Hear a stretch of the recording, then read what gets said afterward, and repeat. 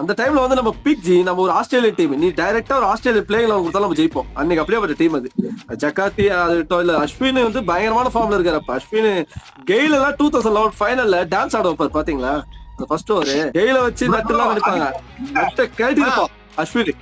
அது என்னதுன்னா ஒரே விஷயம், நீங்க 2011 ஃபைனல்ஸ் வந்து அவுட் எடுத்து சொன்னீங்கல்ல, அப்போ என்ன ஆகும்னா ஆர்சிபியும் சிஎஸ்கேவும் அஸ்வின் எடுக்க பயங்கரமா போட்டி நடந்துட்டு இருக்கும். கடைசியில என்ன பண்ணுவார் விஜய் மல்லையா, அஸ்வின் நீ எடுத்துக்கிறியா, எடுத்துக்கோ அப்படின்னு சொல்லிட்டு ஒரு மாதிரி சிரிச்சு வந்து சிஎஸ்கே மேனேஜ்மெண்ட் சிரிப்பாரு. என்ன அதுக்கப்புறம் ஃபர்ஸ்ட் ஒரு 4 பால் விக்கெட் எடுத்தோம்னா அப்படியே ஒரு ஸ்டன் ஆயிருப்பாரு விஜய் மல்லையா. இதுதான்டா சினிமா அப்படின்னு இருக்கும். நீங்க அங்க போய் பாருங்க. கரெக்டா நினைவுகள் அது ஞாபகம் இருக்கு. பட் அந்த அளவுக்கு நான் டீப்பா போல, நீங்க என்னோட ஓஜி ஃபேனா இருப்பீங்க போல. அந்த அளவுக்கு நம்ம உள்ள போல. பட் அந்த ஆட வைப்போம். அந்த கெயில் வந்து டான்ஸ் ஆடும். அந்த 4 பால் தலைவர் புடிச்சு அப்பவே தலைவர் ஜெயிச்சு தோனி இப்படி டேக் பண்ணுவாரு. அதெல்லாம் ஆமா.